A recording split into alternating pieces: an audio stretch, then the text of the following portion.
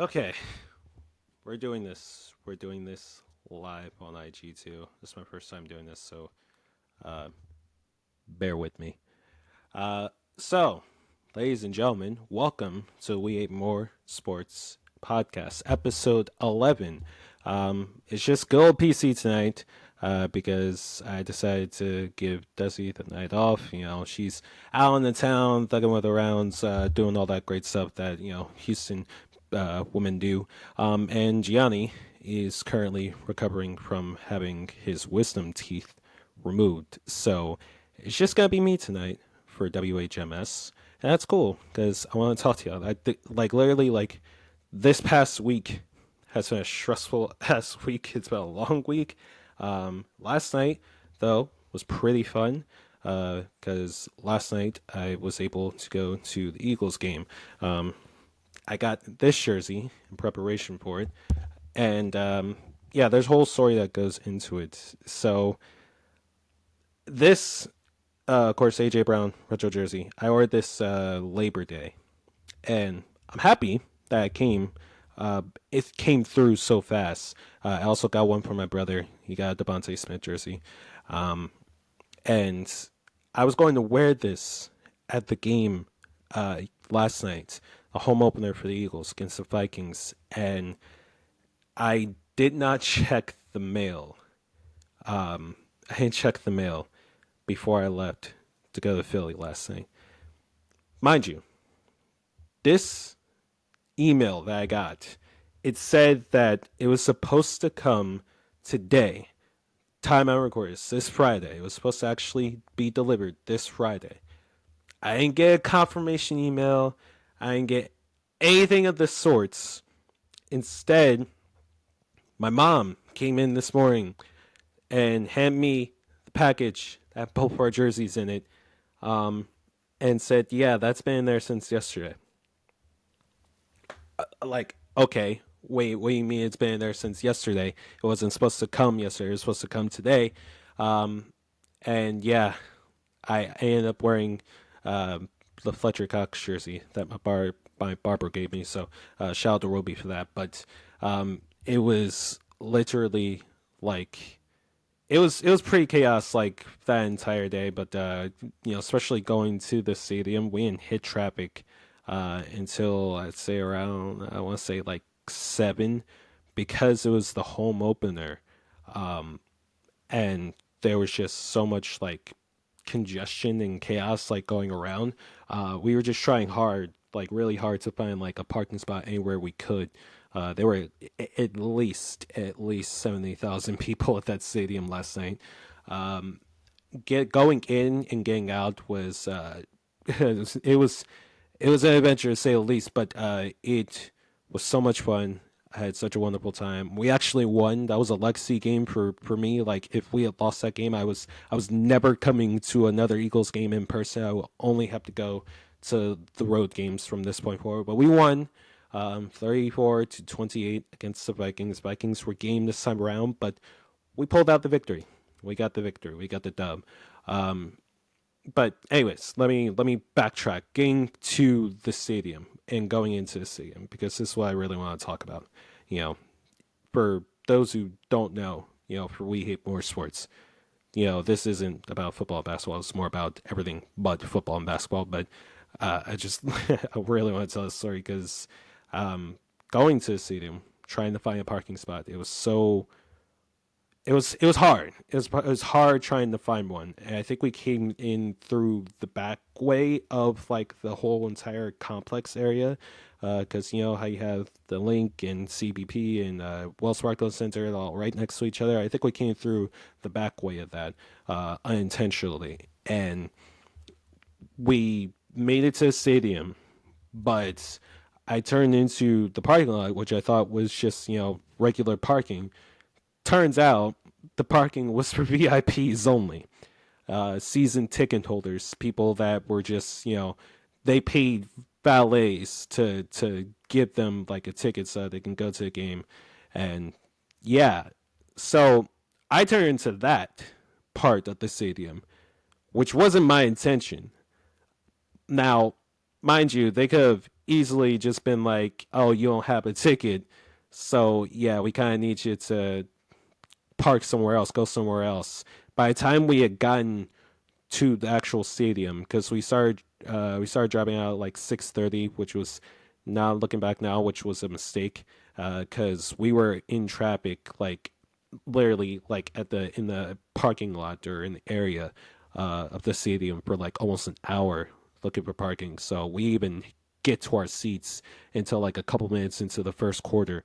Um, but the one of the valets there, he shout out to him because he's actually the reason why we even got like there in time, I guess, in time for the first quarter anyway. Because had we not, had it not been for him, we would definitely still been looking for a parking spot, and the first quarter would have been over. We wouldn't be able to see the first quarter at all. But we got a little something on the side for him, and we were able to get in. We were able to valet park. I didn't even know that they had that there, but yeah, we were able to do that. We had some pretty good seats as well. They were in the upper deck, but I could see like everything. And the section that we were in was electric the entire night. Like I need to go back to the section that I was in because yeah, there were people jumping and dancing and cheering and booing, reacting, being so vivid and electric the entire night because it was exactly that. It was they were playing. I think it was like old school night or 90s night or whatever, and so they were playing a lot of throwbacks for in the stadium. So it was fun, like I said, it's been a long week, so I think me and my brother both needed that. We needed the victory. We were able to get it, and yeah, it was fun. Like I had a really fun time. Obviously, of course, I wish I was able to wear this jersey, which is such a sexy jersey. Ever since I got to this morning, like I have not taken this off. Like I worked out this morning, but outside of that, I haven't taken this off. It's too nice. It's too clean. Um, but yeah, that was my experience with the Eagles game. Let me jump into what we're actually doing for the episode today. So, like I said, it's only me. Gianni with some teeth removed, so he's recovering. He's probably so high right now he won't even know that we're doing this until like probably tomorrow. And Desi's out, doing Desi things. So, it's just me for WHMS. Let me talk to you what we got in store for you. I'm going to talk about recap with episode 10 because episode 10 of last week, I did my interview with Rising Wrestling Star, the Wild Child, Christian Rocco. Shout out to Christian. So we can talk about that. I'm going to do Stickball Central. So we got to talk about the NL wild card because it is somehow gotten more tighter than the last time we talked about it.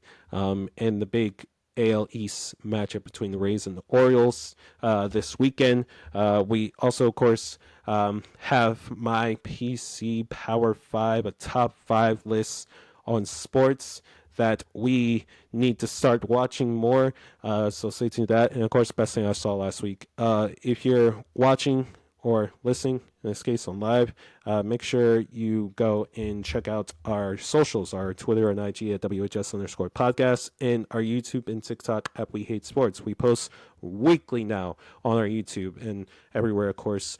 So go and go and subscribe. Go and subscribe. It'd be nice. It'd be nice to check it out. Week 2 Locks and Shocks also dropped. We're doing it for charity this year. We're all representing a charity of our choosing, and the winner of Locks and Shocks this year will donate a minimum of $150. So definitely go and check that out. Week 2 video dropped, as well as last week with week 1. TK's, and of course, go and check out the latest episode of We Hate Sports as well. That's where we actually talk about football and basketball on the regular. We recapped week 1. TK's tier list made its return as well. Of course, outlandish hot takes. We had some technical issues this week with the recording, so we weren't able to get it out where we usually get it out on Wednesday, but it dropped Thursday. So definitely go and check that out. And of course, stay tuned for this episode because, like I said, we have I have a couple of things in store for you. I don't know how long I've already wasted 10 minutes about talking about my favorite team, but anyways, let me get into like what I really love about like episode 10, an interview that I did with Christian Rocco, because he really, me and Christian, for those who don't know, um, we're childhood friends. I've known this dude since grade school. I want to say third or fourth grade. I think third or fourth grade. Um, and he's always been a wrestling fan, always been a WWE fan. So it doesn't surprise me that he's like a true professional wrestler now.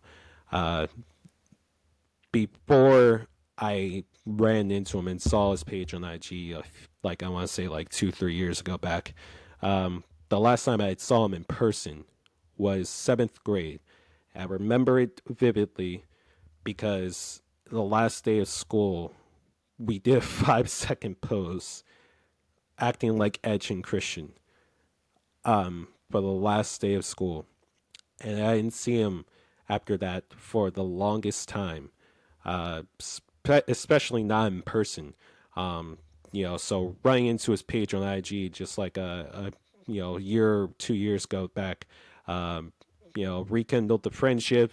Um, I was able to get him onto the podcast the first time for the first interview, which was really cool. And he was, just like really starting to get his bearings. I think he only been to, like as a wrestler for like a year and a half at that point. Just last week, we did an interview again, and this time, he's grown, he's a wrestler now, and I won't talk about everything that we talked about. If you want to listen to the full interview or check out the full interview, you could do so on our YouTube channel. But really, just an amazing person. Has so much respect not only for myself, but for everybody that he's worked with, and for the companies that keep giving him this opportunity. He's a hard-working guy. If you don't know who Christian Rocco is, at this point, get to know him because he is definitely going to be a name that a lot of wrestling fans will start to know. I'd say in the next year, like genuinely. He recently had a WWE tryout, which was really cool. Yeah, it may be a little bit biased on my part, but I think I can. I think I could earn the right to be a little bit biased in this sense. So definitely go and check that out. That interview. Shout out to the Wild Child, Christian Rocco. That was episode 10, but this is episode 11. So now we're going to transition into Stickball Central. So, of course, there was, NFL's back. A lot of people are focused on the NFL, of course. It just, I think a lot of people kind of forgot about the MLB. Like, there's still MLB season going on, people. So, if you're, still a betting man, if you still need to get some money on the side, there's still MLB games going on. This is the last month of the regular season, however, which is why it's so important to talk about the NL wild card. So when we talked about the NL wild card, like it was a couple episodes back, it was a pretty tight race. And it's somehow gotten more tighter by the second. The first wild card spot still owned by the Phillies, but the Phillies, they've lost 5 of the last 7, which I'm not happy about. But 5 of those games are against the Braves, the best team in the league, and they clinched NL East. Yeah, I don't want to talk about the Braves. I want to talk about them. Now, with the second wild card spot, you have the Chicago Cubs. The Cubs have been incredible. They remind me of the Phillies last year, where they just caught fire and have not slowed down since. And this was a team that was written off like mid-season. So the fact that they have been able to get this resurgence has been pretty incredible. It's been pretty incredible. But this three-way race for the NL wildcard spot, the third wildcard spot, between the Diamondbacks, the Giants, and the Giants, the Diamondbacks, and the Cincinnati Reds. It is a virtual three-way tie for the third wild card spot right now. Like, I think all three teams have the same amount of wins, same amount of losses. 72 wins and 60-something losses. And with all three of these teams, choosing one is going to be very difficult because that's just a three-way tie. There's still there's still the Marlins, who I'm not really counting out necessarily, but they have I think in my opinion the toughest schedule of anybody left remaining in the wild card race. They have the toughest schedule of the month, so I'm not really too high on them. Cincinnati Reds. It seems like they really wanted to go out and compete this year, and that's what they're doing. Like Ellie De La Cruz, he's going to be a future megastar in the MLB. Like he's going to be great, but it's going to be hard for them to continue to win and hold down a final wild card spot. Like genuinely, when I say the NL wild card race is so tight, like it's probably going to come down to the last game of the regular season, and we're gonna find out who is the final third wild card spot. That's how tight it is right now.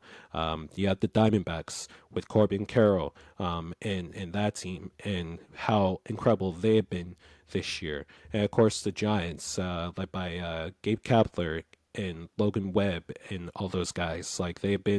They've been consistent. Like they've been the most consistent, I think, for most of the season out of all three of those teams. But now it's become evident something's going to give. So if you're asking me personally, who I think is going to end up being the three wild cards in the National League this year, I'm obviously playing my Phillies. The Phillies, while they're kind of reeling right now per se, I don't want to say reeling because they took on the Braves for 5 games, which is a tough task to ask. And they have the firepower to beat them. It's just so hard. But I do think they end up keeping that first wild card spot. So that'd be my first wild card. My second wild card spot, I'm going to give to the Cubs because, like I said, the Cubs, they've found this resurgence in them, and they've been so hard to stop. They never die.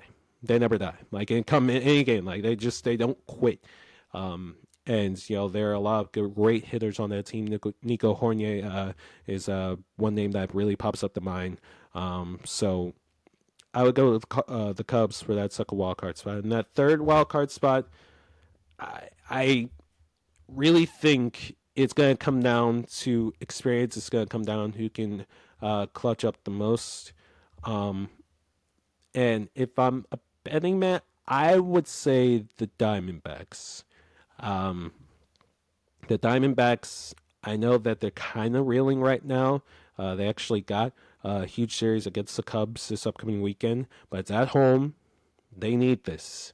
And when you're in first place in the NL West, all the way going into All-Star break, you're good. That has to mean something. For the Diamondbacks, that has to mean something. That means that, your starters, your stars, Zach Gallen, Corbin Carroll, that team, you're doing something right.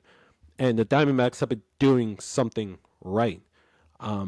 So this one was it was a close choice for me, but I think the Diamondbacks are going to end up getting that third wild card spot, and that's certainly a matchup that I would like to see. The inexperience isn't quite there with that team, but I do think that the Giants find a way to choke, and the Diamondbacks will sneak into that final third wild card spot. It's going to be close, though. It's going to be really close. So the Reds, shout out to them because their experience has about as little as Arizona's, but the Reds never led in their division for as long as the time as the Diamondbacks did. So I would go with Arizona for that third wild card spot.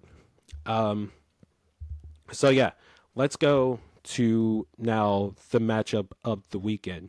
It's Battle of the AL East. Who is the true alpha in the AL East between the Tampa Bay Rays and the Baltimore Orioles? Such a huge matchup, such a huge series this weekend. between those two teams. I believe the Rays are only one game back of taking first place in that division. And it is going to be so incredible watching Zach Eflin take on Jack Flaherty. I think that game is tonight. Correct me if I'm wrong, but I think I'm going to go with the Rays to win that series. The Orioles, they've lost two in a row. They have bullpen fatigue. I think, as great as Baltimore has been this year, and the Baltimore Orioles, make no mistake, have been amazing this year. Best season that they've had easily over the last 20 years. The Rays, I kind of wrote them off, especially if you talk about he who should not be mentioned but loves talking to minors. I'm not a big fan of the Rays, but their bats are hot right now, and I think that's just gotta be enough. In the game of baseball, it's weird. Like, it's not about who the best team is; it's about who the hottest team is. And I think that the Rays, they've won two in a row, so I think that they're gonna catch fire at the right time, which is what they need. So I say the Rays. They're not gonna sweep the Orioles, but I do think they take 2-4 in that sense, or excuse me, 3-4 in that sense. So give me the Rays to win the series this weekend. Okay, last segment. It's gonna be a short episode, but this is PC's Power Five, and this is a list that I've been meaning to get to on this version of the pod. You know, there are a lot of sports out there. I'm a huge sports fanatic. I've never been a guy to stick to just one sport. Like, obviously, if I had to like pick a sport that I could only watch for the rest of my life, it probably end up being football. But I'm always been one that has just enjoyed like the idea, the philosophy, the passion around sports, And there are a lot of mainstream ones out there that you see on ESPN. I'm talking, like football, basketball, of course, soccer is a massive one. But these five ones, I really want us. I really want us to start watching more because I really do think it would be very popular within the community. All right, so let me start by list, starting with number 5. Number 5, competitive tag. Competitive tag. It's a childhood game. It's a game of tag. We've all played it before in our lives. So I I would really like to be able to watch a game. If you ever seen like a actual competitive game of tag before, like it shit looks like American Ninja Warrior on crack. All right, it is like the people that are actually doing it are like some like real life acrobatics, trying not to get tagged out. It's pretty fun. Like I think they posted on ESPN too, with the Ocho every now and then, and it is like truly like a fun like competitive like game. So if you're not into football, if you're not into like grown men hitting each other for fun, if you're not into grown men throwing a basketball into a hoop, if you're not into guys playing with six and trying to shoot a puck, hockey puck into a goal, if you're not into guys kicking balls around for a living, tag, competitive tag. It's a thing. It's a real thing. They do it on ESPN. Go and check it out. All right, that's number 5. Number 4, I have to go with tennis. All right. Now, what's so great about tennis and the community, the black community? When a black person wins, y'all know about it. We know about it. All right. Serena Williams, the greatest tennis player of all time, might I say, at least for the women. Obviously, all up in praise go to her and Venus. I can't forget about Venus. All the praise goes to Williams sisters for giving the black community something to cheer about when it comes to tennis. But now they're both in the sunset. They're both like past their prime. It's time for a new generation of black excellence to take control of the tennis game. Obviously, you saw up your Novaks, you saw up your Nadals. You still have international players that have been playing since they were 2 years old and picking up rackets and putting them over the net. Like genuinely, there are a lot of people that play tennis that have always that have been playing for a minute. That's just really they've been playing for their entire lives, so it's natural to them. But Coco Golf recently won the U.S. Open, as you all know. 19-year-old sensation, first major, and one of the youngest to win the U.S. Open, the second youngest to win the U.S. Open since Serena did when she was 17. But there are more amazing black players outside of Coco Golf. Not to take anything away from Coco, because she's been great. I love Coco. But there's still excellent black players. I'm talking the Sloane Stephens, the Tiafos, the Chris Eubanks, the Ben Sheltons. I'm talking about the Naomi Osakas, all right? There is a wonderful patch of black excellence in the tennis community now, y'all. So if you're not watching tennis, you need to start watching tennis, because a lot of these guys are going to be in the finals of all the majors that you see on ABC and ESPN for many years to come. That's why you need to go and check out tennis. That's number 4. Number 3. Let's go to number 3. A lot of you may not like number 3, but I think it's warranted. All right? You need to open up your palates. Number 3 is hockey. All right. I'm not saying watch a regular season game of hockey. That's not really what I'm talking about. I put hockey this high on the list because hockey, and come playoff time, easily the best playoff atmosphere you could think of. All right. The whitesies, they be going crazy when somebody scores in the playoffs in hockey, all right? It is very popular, in Canada, of course, and all across the world. Now, if you're a fan of a team like the Flyers, like me, you may not have a lot to root for, but an expansion team like the Vegas Golden Knights, who just won their first Stanley Cup after, I think, when they entered the league. I want to say 2019, 2020. It took them only a couple of years to win their first Stanley Cup. You have amazing teams like the Boston Bruins as well. You have amazing players that, are entering the league. Young, amazing players like Austin Matthews and Connor McDavid. All right. We're not quite there yet in terms of people of color in hockey, but I think they're trying to go in that direction, and them getting a brand deal with ESPN, being on ESPN for the next 7 years. I've already seen progression towards that. All right, this isn't really more so about black people being in hockey as much as it is watching hockey for the hell of it, because it is really fun watching guys hit each other with sticks and trying to get a small hockey puck into a net. All right, that's why hockey, especially come playoff time, is such a fun sport to watch. That's number 3. Number 2, I'm congested now. Number 2, though, I have to check out actually what number 2 is. But number 2, all right. Number 2, pickleball. Pickleball. If you don't know what pickleball is, consider it basically mini tennis. Or consider it a big old version of ping pong. All right. Pickleball is something that anybody can play.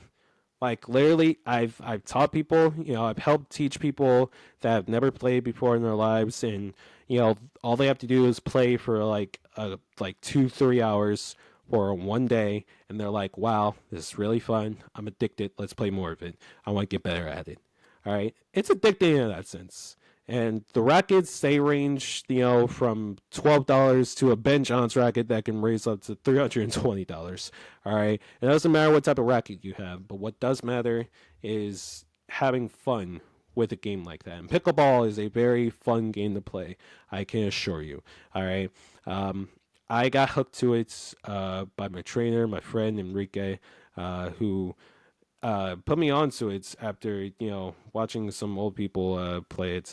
But those old people now they're pretty good at the game, and it's been fun. I played now for I want to say a couple months. I'd say I've gotten pretty good at it, but anybody can play it. You know, and if you really want to get addicted to it, you really want to craft your skills with it, is such a fun game to play. That's the game. That's the word I would describe when talking about pickleball. So much fun. That's 3 words, but you get what I mean. You get what I mean. That's why I have them at number 2 this high. If you don't already play pickleball, you should, because it's fun. That's number 2, but it's not number 1. Number 1, I really need people to listen to on this sense, because number 1 is the WNBA. The WNBA is so important, not just for young women who love playing basketball or love watching basketball. It's not just important for them. It's important for the men too. It's important for guys like me to support it, acknowledge it, accept it, and to stop this stigma. And I'll just say it, this outright misogyny you get when people bring up the WNBA. Like, yes, obviously they're not as athletic or can bounce as high or don't have the long ass wingspan of a typical NBA player. All right, it isn't the same, but it shouldn't be the same. Where's the fun in that? When you talk about the women and what they've been able to do, this has been a historic WNBA season. The first 40-game season, Las Vegas Aces, they're trying to go back-to-back with championships. All right, Alyssa Thomas now has the record for most triple-doubles in a season in the WNBA. All right, the Liberty with Brianna Stewart and Sabrina Ionescu have been amazing. All right, you saw Candace Parker, Kelsey Plum, Aja Wilson, they've all been incredible. The Connecticut Sun have been amazing. All right, they're great lanes that they've been taking, great leaps that they've been taking to make WNBA feel bigger than what it is. Like, they have a proper pre and post game show now on ESPN. They're not just on ESPN; they're on Ion Television as well, ABC, CBS. They're being treated like how they should be treated. They're being marketed how they should be marketed. And I just hope with that, with this rise in WNBA, that the more and more people invest, the better it will get. Like, that's how anything works.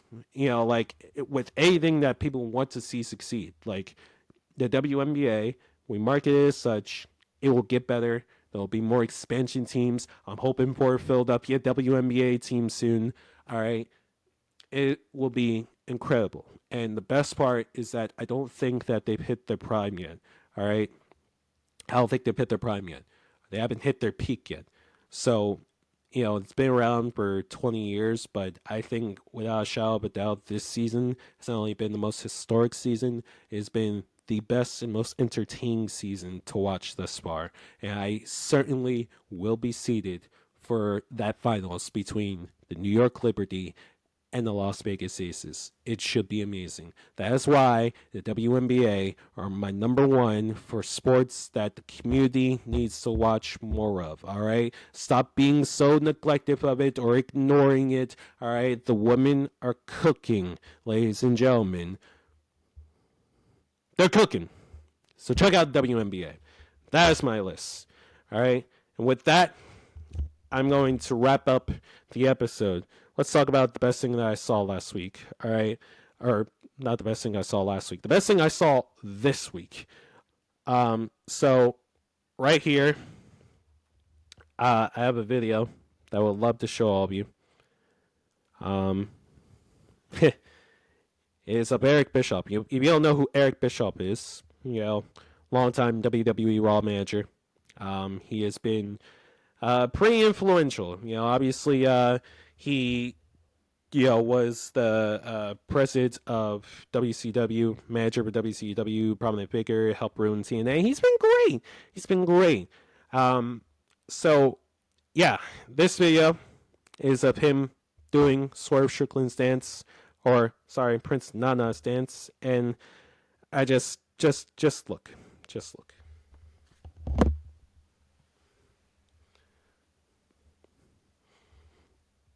That, ladies and gentlemen, is such good shit. He swears when he drives, man. He swears when he drives. That's going to be it for me this week. I hope you all enjoyed listening to We Hate More Sports Podcast, episode 11. Call a loved one, check up on them, tell them that you love them, stay hydrated. It's still hot as hell outside. And go and check out our YouTube channel. We posted week 2, Locks and Shocks. And of course, we also post weekly. So all the episodes for WHMS will be posted as well. So this episode will be posted on YouTube. So go and check it out. Yeah, e-gaming matters. That's all I got. I hope you all had a better week than what I did. I hope you all have a wonderful week, as a matter of fact. And yeah, that's all I got. PC signing off. Gianni, this is a message for Gianni specifically, because I know you are very high right now from getting your wisdom teeth removed, all right? I don't know if he's supposed. It doesn't matter. If you're watching this, Gianni, your Yankees, they're still not making the playoffs, buddy. They're still not making the playoffs. All right, that's it. Goodbye.